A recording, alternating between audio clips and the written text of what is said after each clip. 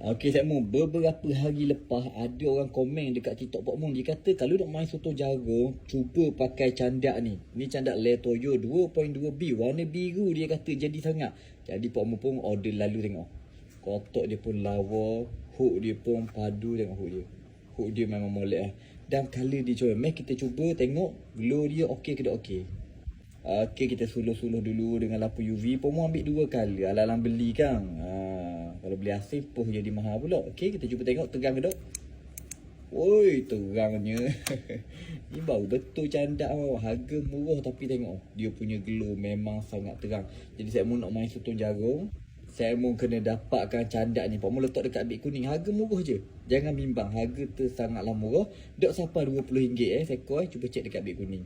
Nak molek beli 2 lalu. Beli 2 lalu alang-alang beli kan. Kalau beli pula lain kali rugi posting mahal-mahal. Okey, bagi saya mau ambil 2.2B dah.